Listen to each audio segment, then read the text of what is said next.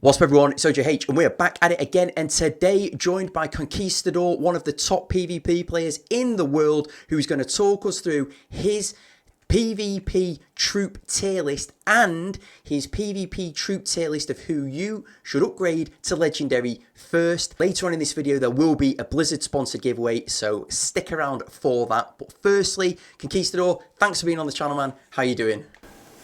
I'm doing well. Thank you for the invitation to speak here.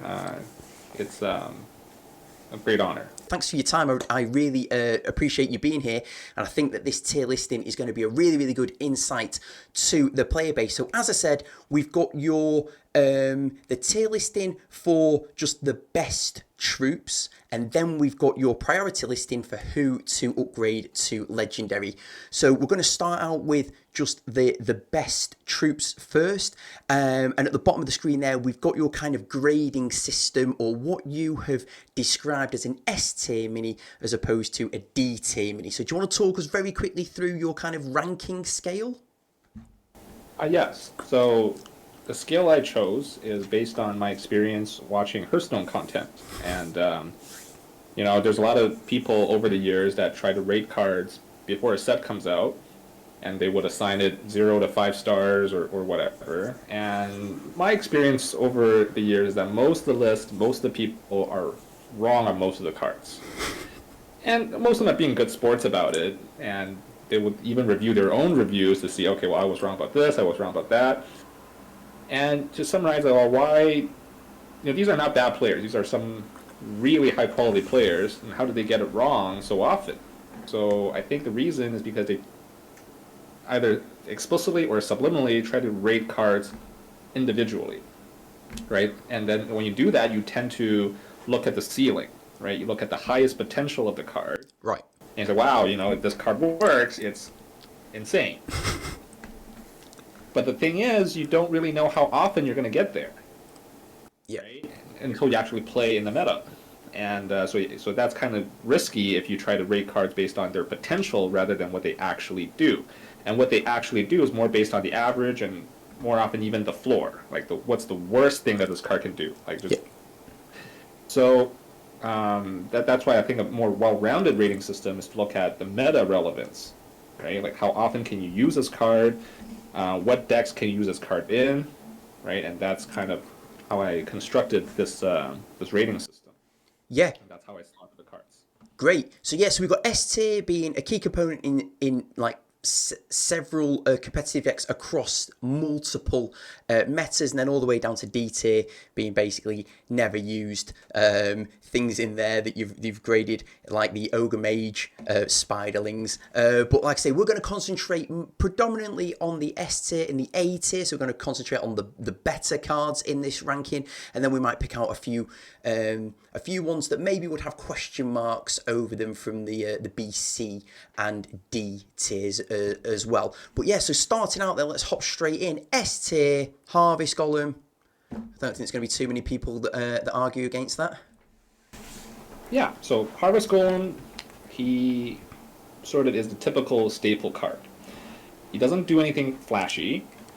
He doesn't have any effect that will make people mad. It's like, oh, I can't believe I just got blasted in the face for, you know, 50% of my health. That doesn't do that, right? He just does his job. He walks slowly, he tanks, he stuns, and then he dies.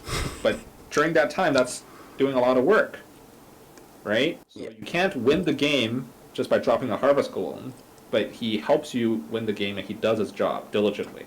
And that's why he's so easy to put into multiple decks, and he does his job very well. So for example, we saw that, well, Golem was already good before, but now he's even better, right? Because you just park the Harvest Golem in front of a tower, and the tower shots will kill the army, because the AoE is huge, it damages a lot, and it's not, you can't resist that damage. It's true damage, right? Yeah. It's not elemental, it's not physical, it just does 100% damage against every single unit. Yep. And I think we were saying before, weren't we, that if you've got a Harvest Golem for 3 gold, that can hold up an entire push. with the stun as well, with it having such a big health pool, and you have to kill it twice, and it stuns twice, that it can just hold up that entire push. Rocket Tower, raining down. Hard to get it wrong with Harvest Golem. I think you were talking before about the ceiling cap, but actually, at its worst case, it's very, very reliable. Yes, absolutely. Right. That's the thing, right? People, especially like very, very good players. I don't consider myself to be a very, very good player, but like these people who, they calculate exactly when the gold's going to spawn and time every little thing. They're very meticulous about their play. They tend to think their opponent is doing the same thing. But the truth is, even in the top 100, people make mistakes all the time. Like really dumb mistakes, not just like, tiny mistakes. And for most players, you're not going to be thinking about every little thing, right? You're going to drop something and hoping that it'll work. He's like a low brain unit. Hey, look, I'm happy with low brain units. That works for me. No problem at all. Yeah, like I say, I don't think too many people are going to argue with Harvest Golem being S tier. Next up then, Witch Doctor. So what's S tier for Witch Doctor for you? So Witch Doctor, he is actually dropping off a little bit in the Rocket Tower meta because, well, one, he's not that good against Rocket Towers. Yeah. And two, Rocket Towers also countered kind of the same things that Witch Doctor does, right? Like all the squad nits, like little things that just get nuked in one hit. So we're actually seeing a little bit of return of Griffin Rider and Murlocs in this meta. And Murlocs actually survive a hit from the Rocket Tower guaranteed after they fix that. Right. So, but in most metas, right, Witch Doctor is just great value. It's 2 gold. It just counters skeletons, right? Before you could just drop skeleton on the tower and it will eventually take the tower because you have as long as you just keep cycling to it. Yep. But now Witch Doctor completely counters that. And Witch Doctor just, you're giving yourself risk just by playing any small health unit because you'll just blast it, gives a shield, and now all of a sudden you might potentially have a big army that cannot be DB'd. Right? Just that DB interruption is also a big deal. Yeah. Right? And he's just really annoying. Like, you just don't want to deal with Witch Doctor. You just see him on the board, okay, I gotta kill that right away because if he becomes a problem, it's going to be a big problem. Yeah. So, like, one way to tell how powerful he is that people don't even think it's a bad trade to drop Deep Breath just to kill the Witch Doctor. But DB is 4 gold. Witch Doctor is 2. Yeah. So, yeah. Agreed on Witch Doctor. Like you say, maybe not quite in favour at the moment with Rocket Towers, but if we're looking at this from across many metas, it's important to not be tunnel vision on like what's happening right now. Yeah. Because the meta is going to shift every single week, and that's why. Yeah. Yeah, great. And then we're in the double spell, which as we've said before seems to be a staple of a lot of the top decks. So we'll talk about either of these first or both at the same time. Execute and DB. Yeah. So, I mean, it's really a testament to how strong these spells are because most of the spells have taken a hit because of the introduction of Ancient of War, which is in the A tier. But Execute and DB sort of is just, they're just too good. So Execute is, in my opinion, the best designed mini in the game from just how good the talents are. Yeah. So I think it's the only mini where people cannot tell you what the best talent is, not because they're all bad, but because they're all really good. Yeah. Okay, so for example, in a meta where gold control is very important, it's always important, but sometimes it's not as important as others. The knockback talent is insane, right? You just have a unit nearby, drop Execute, and you're guaranteed to get the chest. Yeah, that knockback, making those minis kind of jump in the air and you getting the gold from that chest is huge, isn't it? Yeah. I don't know why it works that way, but it does. And Execute just against high health units right? Like for example, if you have against ET, right? ET usually always puts their golem and their ET close together, and you drop an execute on that. That's a massive amount of damage, Yep, agreed. right? And then you just pummel, and that's what allows certain comps to actually keep up with ET because ET plus golem is really hard to beat Yep. without air units, but people don't run. But air units are very vulnerable to deep breath, and ET always runs deep breath because it's a BlackRock hero, so he always has a slot for it. So execute helps you to balance the books in that sense. And of course, execute is a win condition because you can just chop the base, right? Yeah, like you need execute. Like, execute is really good. And deep breath is the most important control card in the game. It's one of the only cards that allows you to actually control the flow of the minis on the map on the enemy side. And that's probably why people don't like it, is because, well, people don't like when whatever they play just gets countered. Yeah. Because it feels like I'm doing nothing. But that's what deep breath does, is, well, if you position things badly and you get a punish, right? Like DB, even if it wipes out the same amount of gold as its cost, it's doing more because it's moving tempo to in your favor, right? It's not just about value. And that's why even negative gold trades with DB sometimes work, because it's a tempo reversal.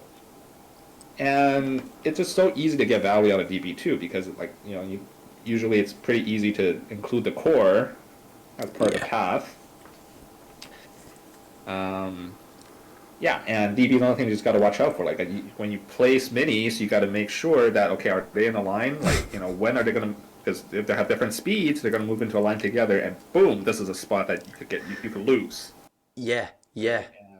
And so it makes the game much more nuanced just because it's there, right? But in the long run, I don't know if that's healthy, because I think like when Blizzard designs new minis, they have to think about DB, right? Because that's how the players think. Like they look at a new unit. Well, is this unit going to die to DB?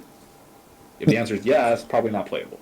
Which is exactly what just happened with Dryad coming into the game. That straight away people have looked at Dryad and said, okay, this is 4 gold, dies to deep breath. How viable is...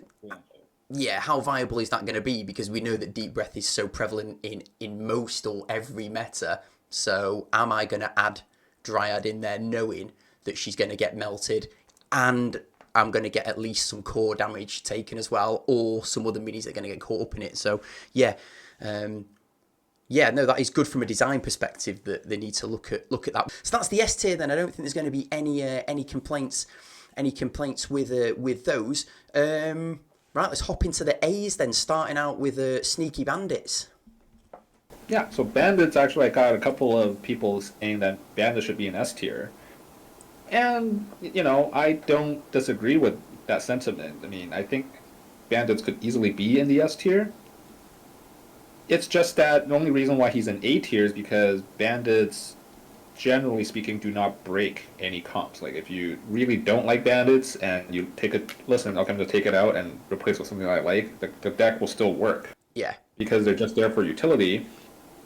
And another thing people play Bandits for is gold generation, right, for lockpick. Yep. Well, there are maps that have no chests, so that talent's useless on those maps. Yeah. So pick lockpick because conversation I just had is that lockpick, when it works, will win you the game. Yep. Right? Just being up that amount of gold over time is insane. And not having lockpick will not lose you the game, right? Because just naked bandits will still stun and then they'll still do something, and then even if they do literally nothing, who cares? It's 1 gold.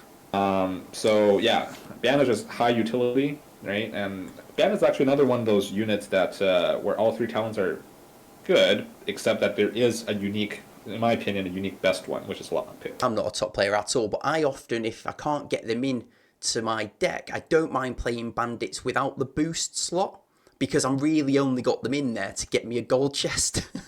They're one of the best minis to play off slot, because their levels don't really matter. Next up, Ghoul, again, I don't think anyone's going to question Ghoul being towards the top of this list. So Ghoul is kind of comparable to Golem in that sense. Like, it's just a very simple, unassuming unit, just does his job.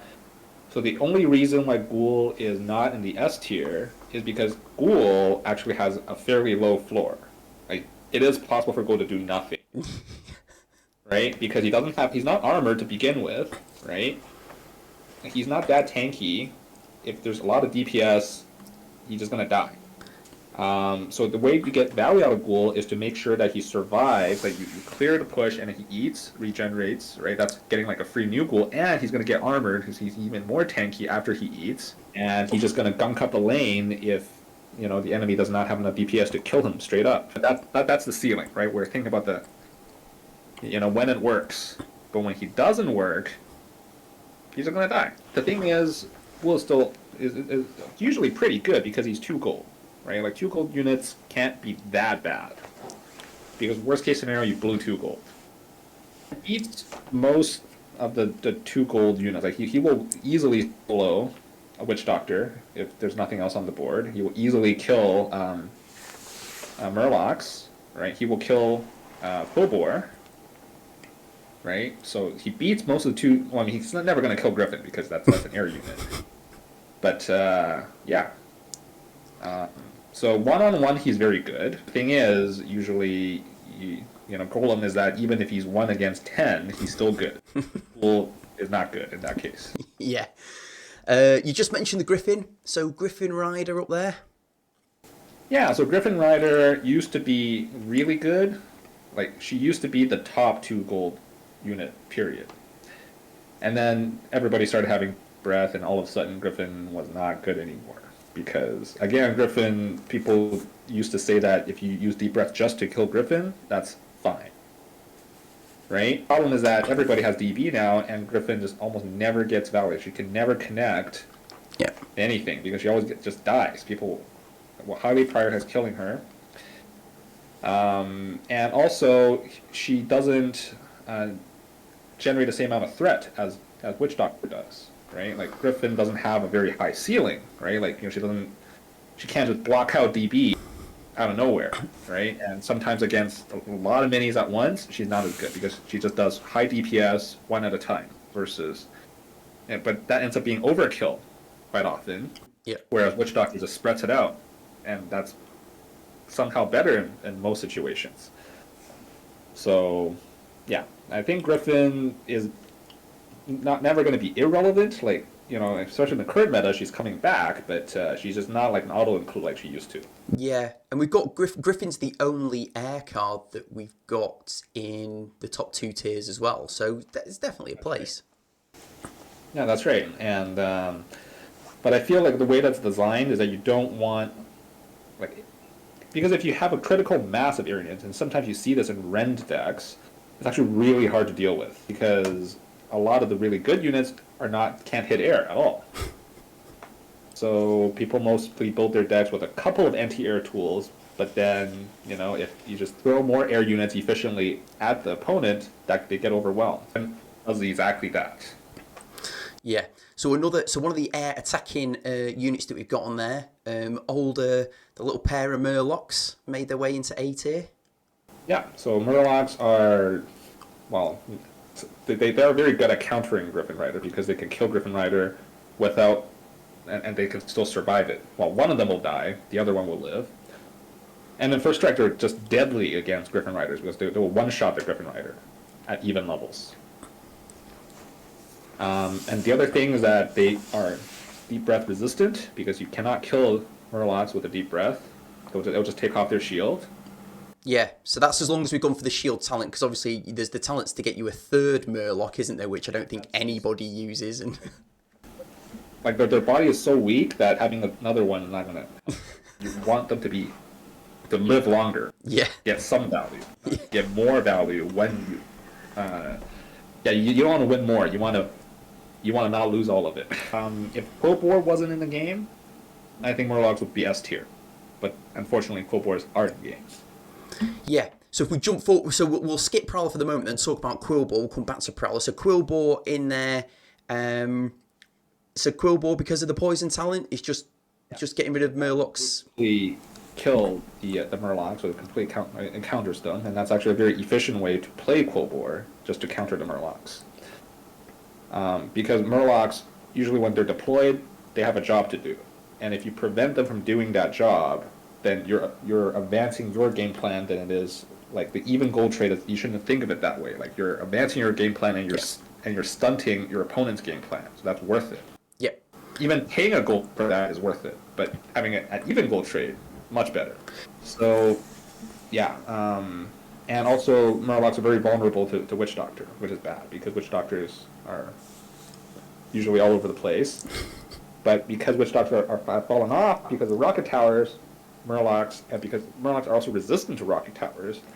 Yeah, absolutely. I think you've made a good point there, that some decks are built having Murlocs as pretty much the only air counter, really. So if you can get rid of that using your Quillbore, then you kind of got free a free run of the sky. Prowler, we've got Prowler in there, so we've got another tank unit, another one of the cheap, like solid units really to go with sort of Harvest Golem and Ghoul. So Prowler then. So Prowler, again, he is very good in the current meta, but Prowler is sort of countered by Harvest Golem. Prowler will lose 1v1 against Golem, and if you just park a Golem in front of a tower, the Prowler will prioritize the Golem over the tower, and he's going to do no damage to the tower. Like Prowler basically being kept down by Golem. And the thing is, technically Prowler is a tank, but he's not actually tanky. He doesn't have a lot of health for the gold cost, and he doesn't have armored or anything. And he's fast, which is bad for a tank. You can't. He separates from the backline, so it's not great to think of Prowler as a tank, but more as an attacking unit. Yes. Okay, but the thing is, Prowler is good at what he does, which is to take down towers and to do core damage. But the thing is, you got to create conditions for the Prowler to connect. He's a built-around card in that sense, right? He's not like Golem where you just put it everywhere and he just does something. Yes. Right? And whatever he does is of value. Prowler may give you almost no value if you play him poorly, but he will give you a lot of value if you build a deck around and you find places in the game where he's going to generate value. Yeah. So. I think for me, there's two things I find with Prowler. Is that the first one is that, especially with Rocket Towers, is that Prowler's fast enough to get out of the way of the first rocket and connect with the tower if it does. And secondly, that Prowler, because it is fast and because he does that charge at the end, he's good for just keeping pressure on, or for when you're looking at split lane, if you realise your opponent is maybe a bit short on gold, a bit short on resource, that you can use your Prowler, because you do need to respond to a Prowler. Yeah, so my point is, Prowler, you need to use your brain when using him. You can't just drop him and hope that he does something. It's very easy for him to do nothing. Next up then, talking about taking damage or kind of recovering from damage, Shaman and the overpowering healing totem, in my opinion. But anyway, we might not get too deep into that. But Shaman, you've got Shaman in A tier.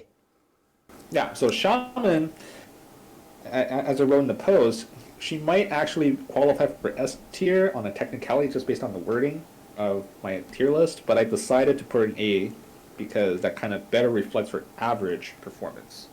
Shaman is not an auto-include because she is also a built-around card. Right? You have to build your deck around Shaman because Shaman's not going to do anything for you most of the time. She does a very bad unit for 4 gold. You can't just drop her out of nowhere. She's not going to do anything. She's going to die to basically a light breeze. A lot of cheaper units will beat her. And a lot of the decks that use Shaman don't care for the healing at all. When I say healing, I mean her regular heal on the units, not the core healing. The core healing is why you will play Shaman. Yeah, absolutely. But the healing mechanic is extremely strong, so when it's a defensive meta, which is the one we're in right now, where it's very easy to defend, she is fantastic because with the spell nerf, she out-heals the spell damage, except for Jaina. If Jaina pummels you with 2 spells in overtime, you will not be able to out-heal that. Yeah. But yeah, like against a mirror, right? So say Baron versus Baron. Your opponent does not play Shaman, you play Shaman, you will win. The short term, I think Shaman needs some sort of adjustment. I don't know how. Probably the easiest is just make her 5 gold and see where that goes.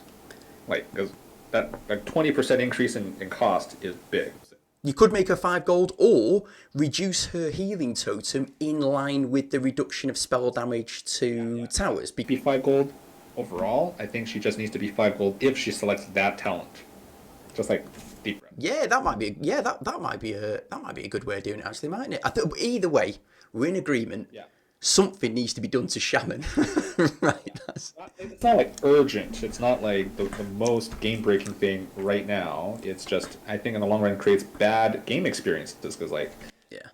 okay, you just sit there, do nothing, and then try to chip each other in overtime. I think that's a very bad gaming experience. Yeah. Who can cycle their cheapest minis faster and then execute the other one's tower? Great. So this is our first of the Cenarians, is it? Let me just have a quick look. Yeah, first of the Cenarians. And if I just have a quick glance, I don't think the Cenarians are going to feature too highly on this at all, because generally speaking, they're not very good. But the Ancient of War has made it into A tier. And the amount of times I have acknowledged there's an Ancient of War on the map and then still tried to spell something that's like on the other side of the map, or still trying to drop an unbound on the other side of the map. I've lost count of how many times I've done that. So yeah, Ancient of War, A tier.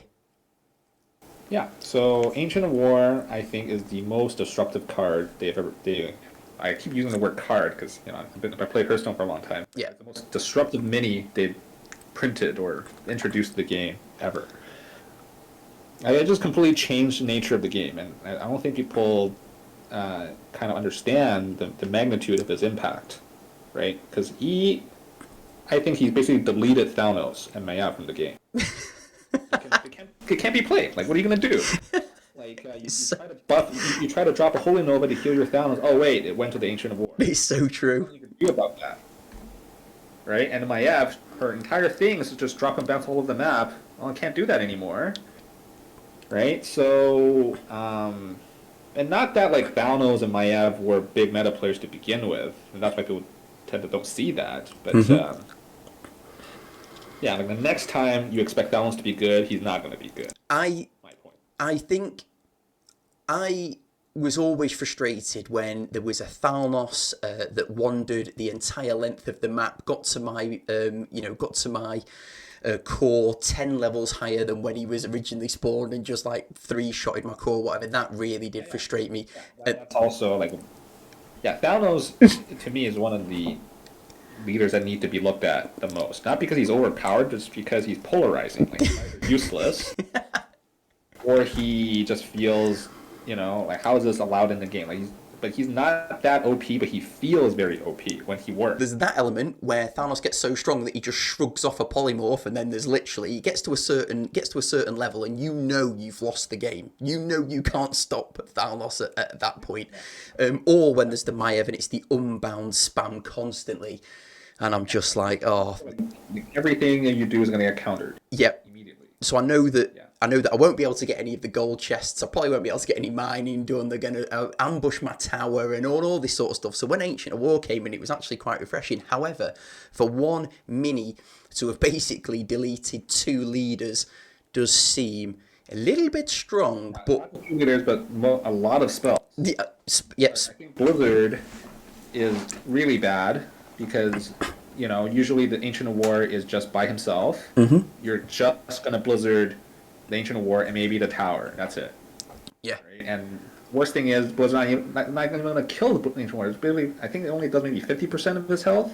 At least with Deep Breath, you can line up your Ancient of War with something else and try and get some sort of value. But with Blizzard, you're just going to be Blizzard in the Ancient of War. So yeah, I think that the effect is too cheap for what it does. So I think the easiest fix is to just swap the cost of 2 of the talents. They have like a 6 gold talent. I don't even know what it is. Ancient War has been by far as far as I'm concerned, the most impactful mini in the game, and by far the best or strongest Cenarian mini that's come into the game. Because I think the rest of them, as we can see at the bottom here, what we got Bog Beast is down there, Moonkin is down there. I don't think Dryad would. I mean, Dryad's not on this list, but I don't think Dryad would feature particularly high up on this list either. Anyway, the final one in A tier is the Polymorph spell. Yes. So Polymorph is very impactful. Okay, because if you drop Polymorph at a key time, and there are certain comps that you actually need Polymorph, or otherwise we just lose. Like if you don't have a way to kill like their high cost minis, because they're designed to counter other minis, then you're just gonna lose. So Polymorph is to a large degree countered by Ancient War as well. Because you cannot really use Polymorph effectively if Ancient War is on the map.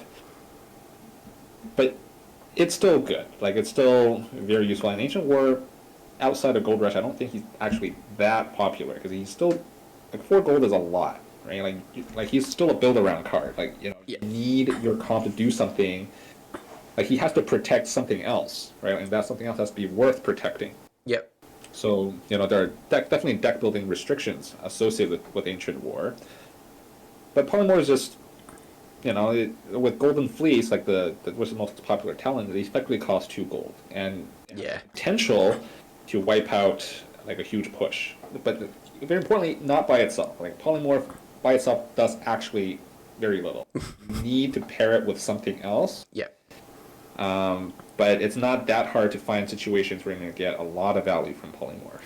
Yeah, no, absolutely. I'd agree with everything on, with everything in S and A tier. I'm just having a quick scan now. Are there any within B, C, or D that you think are either a bit contentious, or you had a think about and you thought, is it A or should it be B? I mean, if I'm just having a quick glance at some of them, Abomination being B. That's definitely the one that got critiqued the most about it. Why is A-Bomb in B? He's good in like the last meta, and that's it. So what was it that you thought, yes, Abomination going in B tier, that's where I want to put him? What was your decision for that? What was you thinking? Okay, so because I did this list, but then I kind of regretted it. A-Bomb probably should be in C. I was probably too enthusiastic about him because of his, he went from totally useless to actually being in a lot of decks, right, having a big jump after Ancient War was introduced. Yeah. So I got a little too excited about that. But I think on average he's not that playable in that many metas. I think he's another expensive mini. And as I said, if you've got minis that are costing you like 5 and 6, and you just said it a second ago, you said, for 4 gold, quite expensive.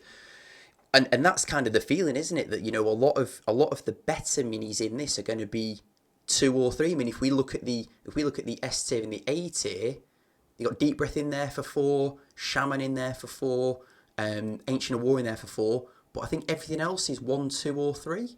Ones aren't even that common in there because only bandits are in there. Only bandits, yeah. So I think normally 2 or 3 gold for the vast majority of them. So yeah, so when you've got an Abomination at 6 gold, unless it's Gold Rush, probably not going to get that much playtime. Yeah, but of course A-Bomb, like his unique ability to screw the backline, because he can hook the backline and nullify the effect of the front line. That's why he's very powerful, and that's why if you can build a deck where A-Bomb is expected to live as long as you hope he would, that's actually very good. But that's thinking about the ceiling and not about the floor. Are there any others on there that when you produce this, so you only produced this like 10, 12 days ago. Is there any others that people have come to you and said, no, I completely disagree with you on that? Or generally has this been received pretty well?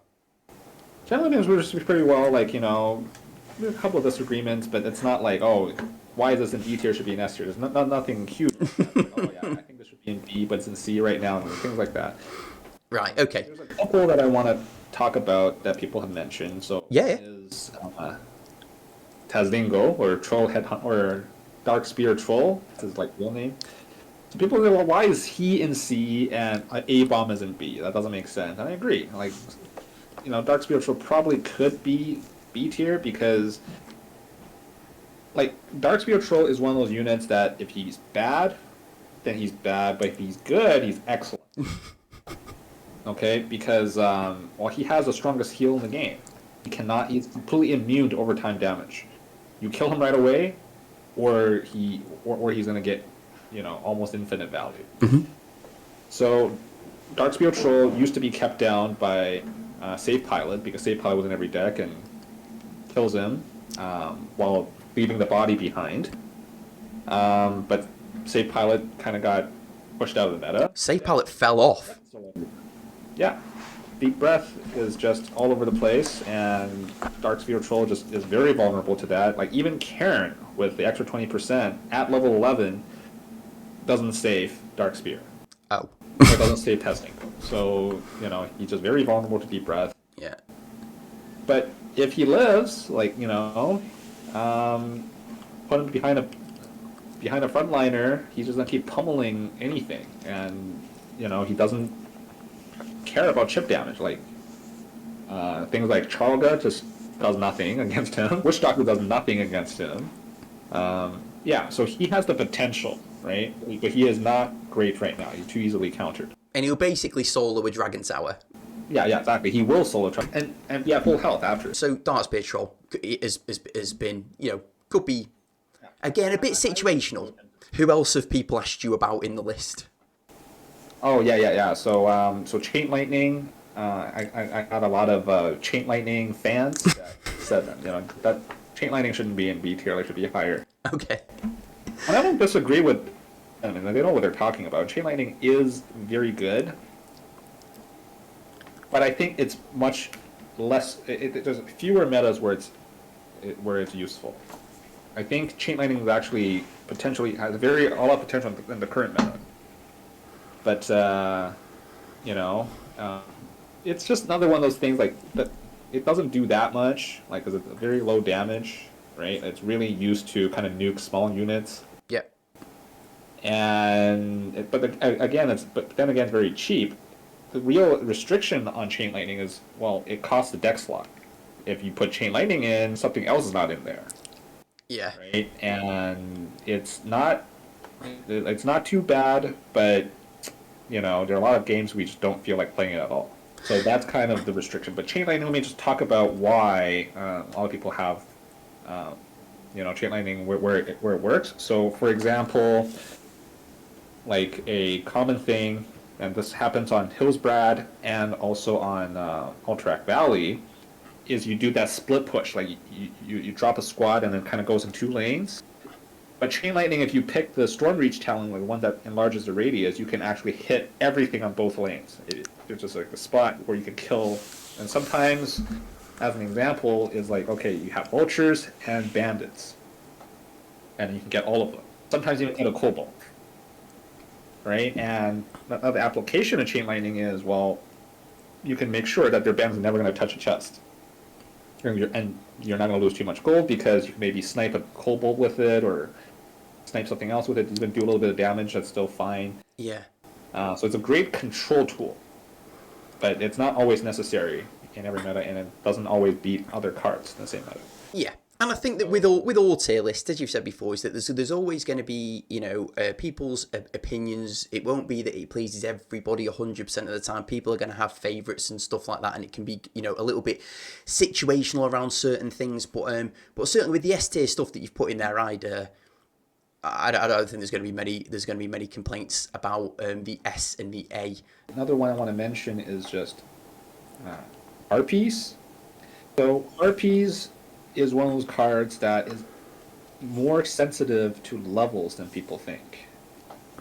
So one thing is that Harpies, if it's one level below Chain Lightning, it will die to Chain Lightning. That's actually something I'm going to talk about when I look at the Legendary list. And actually we saw another breakpoint in the Rocket Tower meta. If Harpies are one level above the tower, it does not get one shot by the tower, and it will actually connect. Oh, right. Yes, and it will do a lot of damage to the tower because the Rocket Tower shots are really slow. right? If it survives one shot, it's going to have a long window, if it's uncontested, of course, Yeah. damage before they die. And like I said, because people are going to assume that, okay, my rocket tower is going to kill the harpies, I don't need to include Witch Doctor in my deck.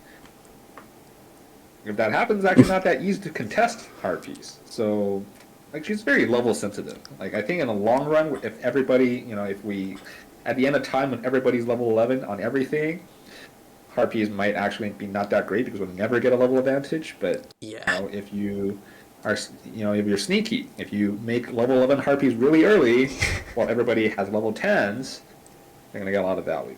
Yeah. So before we get into the legendary upgrade tier list, here are the details of the Blizzard sponsored giveaway. There will be 4 winners, each winner getting a Cenarian starter pack, which contains 1 random leader, 2 copies of 1 random Cenarian troop, 1 major generic XP tome, and 200 coins. The competition goes live as soon as this video goes live and will run through until Saturday the 31st of August, 8 PM British summertime, so kind of GMT +1. All you've got to do to get involved in this competition is subscribe to the channel, like this video, and comment down below. Do you agree with the tier lists that have been put together? Or is there a mini that you would move up or down in the tier list? Because I'm interested to see what you guys and girls think of the minis that are in the game at the moment. So like I say, this competition is live now of this video going live, runs through till Saturday the 31st of August, 8 PM British summertime. All you got to do, subscribe to the channel, like this video, and comment down below. If you are entering, good luck. Let's get back to the main video. Right then, so again, we will concentrate on mostly on S and A. Some of them will probably be quite self-explanatory if I just scroll down ever so slightly.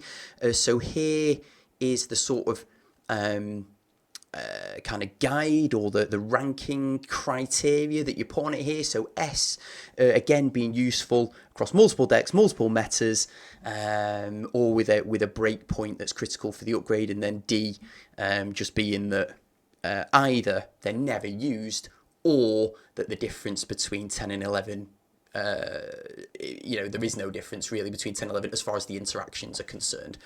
So that is the yardstick that we're going for. So a couple of familiar faces in S tier, then starting out with the old Harvest Golem. So with Harvest Golem, again, and I think I got a little bit of pushback against this. Like, well, Harvest Golem, a lot of people have the opinion that he just does what he does. Why do you care about level? He doesn't need to do damage. Well, the thing is, a lot of these subtle breakpoints are, like I said, subtle, right? Like, if Harvest Golem, if you lose a few seconds on every Harvest Golem you deploy over the course of the game, that might be the difference between winning and losing. Feel like it because, again, he's not very flashy, but these things add up. And the thing is, the stun is also level dependent. Oh, right. I didn't actually point out in the post. So you need him to do what he's supposed to do. That you want, like, his reliability is what you picked him for, and you gotta give him the resources to actually be reliable. So does he lose time? Do you lose time on the stun if it's a lower? Yeah. Oh. So I think, I don't know exactly the amount. It's either half a second or 0.25 seconds or something like that. Right. Okay. Yeah. So. Yeah, so and also because of the way level scaling works in this game, it's multiplicative, right? So the bigger your base health pool, the better it is to level something. Yeah. Because you always get 10% more, but 10% of nothing is still nothing, but 10% of a lot is quite a bit. Right? Yeah. So that's why Harvest Golem is a pretty good investment in that sense, and he's just always there, right? Like, I must admit, when I got my Harvest Golem from level 9 to level 10, it did feel like a significant difference. Execute then. Well, Execute's probably going to be a bit more self-explanatory because its damage is percentage based on its level. So. Yes, exactly, and it's by design the most level-sensitive mini in the game, right? Like whether Execute is totally useless or if it's going to be overpowered depends on how high level it is. So say you have a level 7 Execute, it's useless. Can't use it. Yeah. don't even think about putting a level 7 execute in your deck, right? If you're facing 10s and the rest of your army is 10, just play something else. Yeah. Well, there's at that point, if you're using a 7, it's going to take like 3 executes to take a tower, isn't it? Like a red noodle. Like it's not worth including in a deck. So yeah, execute. You know, you need it to work the way that you think it's going to work. Yeah, sure. Right, you chop it down and you expect things to take damage or die. Like you don't want it to. Oh wait, did I accidentally execute into a shield or something? Oh no, just because my execute is too low level. Yeah. Yeah, no good. It needs to do its job. Yeah. Also, hits like a wet noodle. That's a phrase I'm going to try and get into my everyday life. Chain lightning. Chain lightning's gone up. Chain lightning. We said it was 80, but now we want it. And I assume, is this based on breakpoints? That's right. So right. I put chain lightning way up there with the expectation that people are going to find it controversial, and I want it to be controversial. So chain lightning has some very important breakpoints. Okay, so like I mentioned in the earlier segment, right? Chain lightning will kill harpies one level lower than it. At level 11 chain lightning will kill level 10 harpies just straight up. Yep. But more importantly, if your chain lightning one level higher, it will kill Ojh&x. Oh. Ojh&x has 4 gold. Wow. And okay. Deploying Ojh&x is like the heart of that entire strategy, right? You deploy Ojh&x and play a bunch of stuff. Yeah. Get a storm out. But if your Ojh&x gets sniped, the moment it's spawned, that gets shut down. So you shut down that entire deck, and just because you have a level 11 chain lightning. And the thing is, almost no one's going to make Ojh&x level 11 because people don't care about the unit, right? Like they just care about the average level. So they're going to, if they care about playing an Ojh&x deck, they're probably going to prioritize other things. Like, oh, I'm going to make my diamond slot, like the tank slot, to put golem in there. Yeah, yeah. And Ojh&x decks are built with the assumption that you're eventually going to pull off a swarm. The rest of the deck doesn't win games. The rest of the deck is... So, yeah, like it's just the high potential of Chain Lightning is why it's in there. And again, the floor is not terrible. It's cheap. Yeah. And it will always, at the very least, you could use it to snipe kobolds. You're not going to go too far wrong with the Chain Lightning. Even if you miss something, it's not the end of the world. So it's... Yeah. Kill a kobold and one bandit, it's still pretty good. Yeah. So that's the S's out the way then. And then in the A then, again, we're going to have, I mean, basically everything in the A. It's all kind of familiar faces from the strength of the tier list that we just went through, and then correlating that to also the priority of what you should upgrade first. So in here, starting out with Griffin Rider. Yeah, so Griffin Rider has, like she was, I think, the one that brought like the concept of breakpoints to the forefront, to like the public consciousness, because funny thing is she has a breakpoint with herself. Griffin Rider will one-shot any Griffin Rider one level lower, or even lower, but it will not one-shot an equal level Rider. Yep. So if you had, like, back in the old days, right, like when level 10 Griffin Rider wasn't that common, like if you had a level 10 Griffin Rider, you would just win, because your Griffin Rider will always trade into the other guys, like trade evenly. They had to do something else to kill your Griffin Rider, and that was also a time when most people didn't have DB. Right, so Griffin Rider was just a pure terror. Like if that one level higher, it was game over. So she would have 100% been in the S tier if we were still in that meta. But that was a different time. Yeah, but no, so that equal level Griffin Riders will just trade each other out, but one level above will stay in the map. Good. That Griffin Rider also has a breakpoint with Rend. I think if she out-leveled Rend, then she will 2-shot. But if it's equal level, then that's 3 shots. I mean, I've not looked at this list, so I'm kind of picking these up as we go, because I wanted to talk through it live with you and get it. So Murlocs, then, you think, is there a breakpoint with Murlocs, or are they just better when they're a bit higher? Or has a breakpoint with Griffin Rider. So an even level Murloc will 2-shot a Griffin Rider, and which translates to 1 shot in first strike, but it's 3 shots if it's 1 level below. Right. Yeah. And Murloc also has an interaction with Quillbore. The Quillbore, or in first strike it doesn't matter, because the Quillbore poison is guaranteed to kill them. But outside of first strike, even level Quillbore will not kill the Murlocs just with the poison. It has to land a hit or two. Oh, right, okay. Or it has to land one hit on each one of the Murlocs. Yeah. Yeah, so that's why, you know, if your Murlocs are like too low level, then it will trade really badly with Quillbores. Prowler, I don't think he actually has any breakpoints that I'm aware of. But he is one of the units where his attack and his health are relevant, right? Yeah. So you're not just buffing the health. Like for Golem, you don't even care what his damage is. I actually don't really know. But for Prowler, you want, if he connects, you want him to do as much damage as possible. For sure. Right? Yeah. Sometimes you want somebody else looked at it and it's like, I think if Prowler is one level higher than the tower, he will solo the tower, like the rocket tower. Oh, right. One level below, the tower will just, or even level, the tower will just barely survive with, like, you know, a little bit of help. I'm not too sure, but yeah. I think you said before as well, as a tank mini, Prowler doesn't have loads of health, so any extra 10% that you can add on there is only going to help out with Prowler staying alive as well. So. Yeah. Quillbore, QB. Yeah. The Quillbore is, I already mentioned the breakpoint with Murlocs, and that's one breakpoint, and the one is with Dark Iron Miner. But Dark Iron Miner is not that popular anymore. But before, so I mentioned that Griffin being like the original breakpoint that brought everybody's attention, and then the Dark Iron Miner versus Quillbore is like the other one, right? Because you know, goal control, before there were any modifiers or enchants, it was just like goal control was the only thing to do. So, you know, Dark Iron Miner obviously gives you a huge advantage in controlling the goal because you can, you know, especially say Erethy Basin in the middle, right? Like, you know, Dark Iron Miner can collect all the gold there. Yeah. So naturally, you want the Quillbore to get rid of the Dark Iron Miner.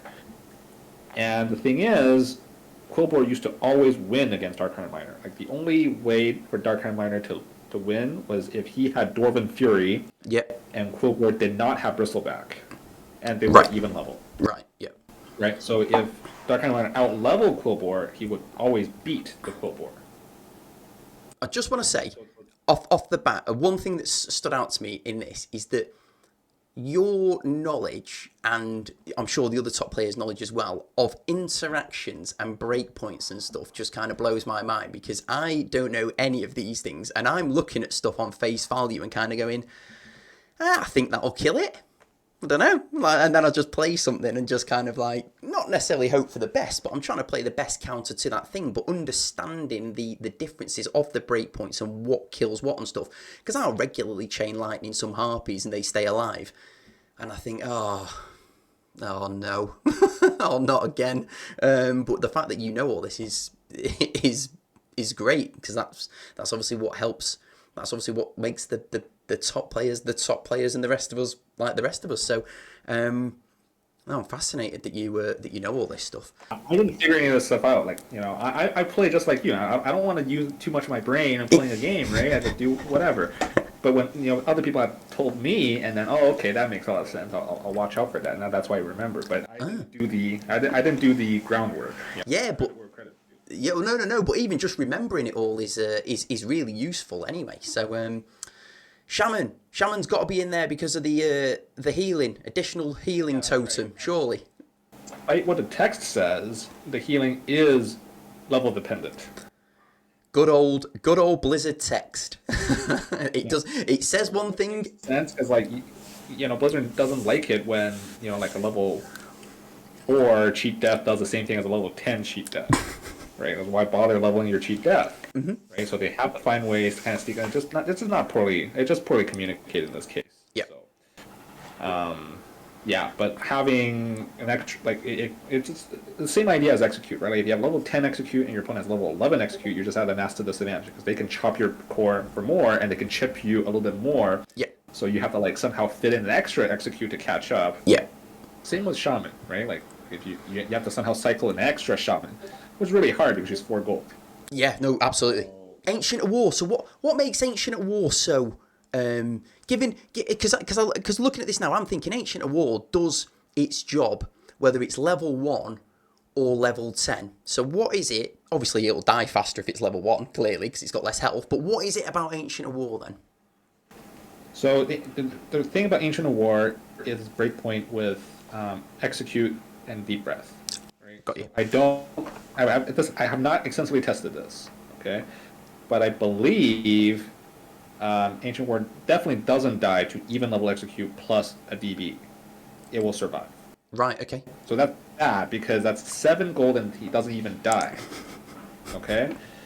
So if your Ancient War is really low level and it does die to that, then, you have to, like, you don't want to keep paying 4 gold for Ancient Wars. You want to pay it once and it just stays on the map. Like, Ancient War would be buffed infinitely if he doesn't move at all. Like, he just parks in a corner somewhere, and that's where he stands the entire game. He's way, way, way more OP that way. Oh, 100%. Yeah. Big nerfed Ancient Wars to make him fast.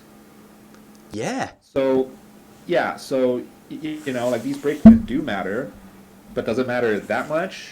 I'm not sure, but, like, I think I put him in there because, like, it's kind of looking bleak. Like, there's almost nothing below him that I would rank.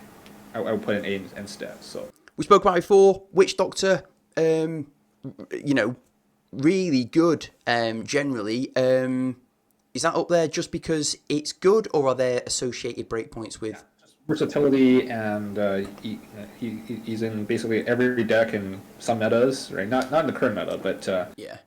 Yeah, I don't know if he has any significant breakpoints, but even his damage, right? Like if he can roll his shield out a little bit faster, Yeah. that still helps. Yep. You want him to activate a shield as soon as possible, right? That starts to become really annoying for the opponent to try to trade that. Yeah. Yeah, and it's people like me keep messing up my deep breaths because I keep hitting the shield because it pops up. Anyway, next up is deep breath. So deep breath. The level's not going to help you if a Witch Doctor shielded, but are we leveling this just for overall strength? Is objective speed actually not that level sensitive? But the thing is, again, of its chip potential. Yeah. Okay. Right. So if you get into these nasty mirrors where you're just like neither of you can't make any progress on the map, you just rely on chipping, then that extra little chip is going to add up, because the way that this game works is that the difference between winning and losing could be like 1 health on your core. If you have 1 health less than your opponent, when it's the last 10 seconds, you will lose, right? So it's really just kind of, yeah. Actually, now that I say that out loud, this is probably like a bias of like, keep playing, where I'm playing, where I can assume most of my opponents have the same levels, and they have like the same cards as I do, and they're going to try the same things, right? But this is actually maybe not the right way to think about like the rest of the ladder, where people you're going to encounter level differences more often, and you're going to encounter people not playing the best of the best cards in the meta. But we all know in like the mid ladder or whatever that there's going to be people down there with overpowered cards that are like running riot down there by executing the life out of things and all the rest of it. So it is valid. It is valid that the higher level deep breath you've got, that then the more tower damage or the more troop damage or the more chip damage that you can get. So I think I wouldn't argue with that.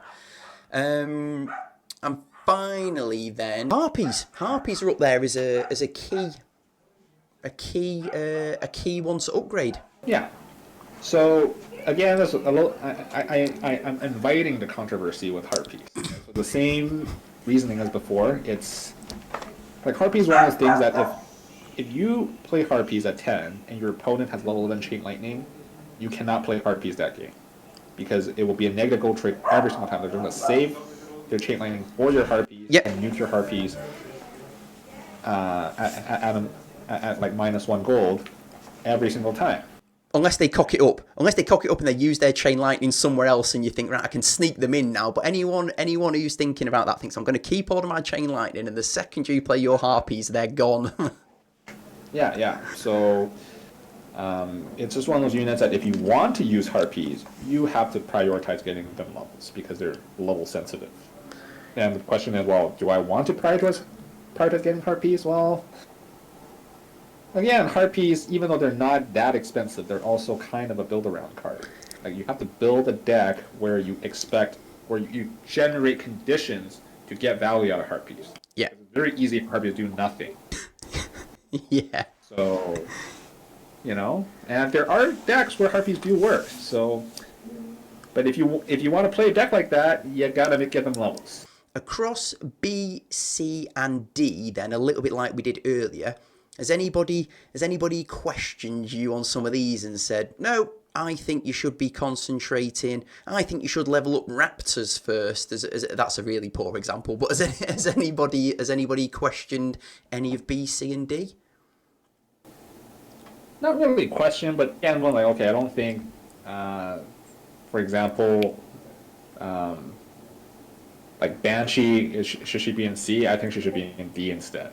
Like, there's comments like that. I don't know if it was Banshee specifically, but it's like nothing. There's no contest really between. Right. Nobody thinks anyone's below should be in S and A, because the truth is, people like to say that Rumble is very level dependent, and it is. I don't want to take away from that. Yeah. But if you talk about like every individual unit, they're not that level dependent, because for a lot of them, like a level 10 will do roughly the same job as a level 11. But of course, if you have all 10s versus all 11s, those differences pile up, and that's a big difference. Sure. It's hard to say individually which ones are the biggest ones, and then for that you have to look at the breakpoints. So some things I want to note is that there are some things in D tier that used to be much higher on the other list. For example, bandits. Right? Why are bandits? Like, why is there such a big difference between the two? Yeah. You don't care about the bandit levels, right? Both in PvE and PvP, because they're not there for damage. They're not there for tanking. They're there to open chests. And we play them off slot, so we're not even bothered about the boost at this point. So. Level 7 bandit will open the chest not just as efficiently, but slightly less efficiently, but they'll still do the same job as like a level 10 bandit or a level 11. Right? Like, there's no point. Yeah, and then I think that's the only thing that had like a really big drop from priority, right? Like polymorph is also in there, like it wasn't in the other list, but poly level doesn't really matter because you usually don't rely on polymorph lasting the full duration. Yeah. You only need it to work for like say 2 seconds, and then everything's gonna die. Awesome, really useful to get your insight into this as one of the top players. I think you said here that you're like top 30 on the Warcraft Rumble GG leaderboard. Yeah. So anyway, hopefully at some point we'll have an actual in-game leaderboard. But Yeah, that's something we've been asking for a long time, and I'm hoping that they're starting to listen. Yeah, fingers crossed. So we are going to do this similar video, but I think we're going to do this for the leaders, as in the tier list of leaders and then the priority upgrade list of leaders as well. I just want to make one comment about the legendary. Yeah. Okay? So, and I said this in the post, okay? Don't try to make a unit legendary if you only want 10s. This is for 11s, okay? But to get 11s, you need to have a diamond slot. Your unit needs to be max XP. Yep. Okay, those two conditions have to be fulfilled before you hit the upgrade button, because legendary is expensive. You don't do it unless you can get value out of it right away. Yes. Okay, you don't want to do it and then get value out of it 2 months later. No, that's too much risk. Yep. So making your mini legendary now, and it's still only being level 9 or level 10, is a waste of your resources. You might as well get some other minis to epic first and do other things like that, and then get your XP up to your 200,000 and then level it up to 11 after, like you say, you've got diamond slot in there and all the rest of it. That's right. Good. Well, that's a good bit of I think that's a good bit of advice to leave it on. So yeah, again, thanks for coming on, mate. I do really, really appreciate it. Looking forward to doing the leaders version with you. Looking forward to future editions of this. And to everyone who's watched, thanks for watching, and we'll see you in the next one.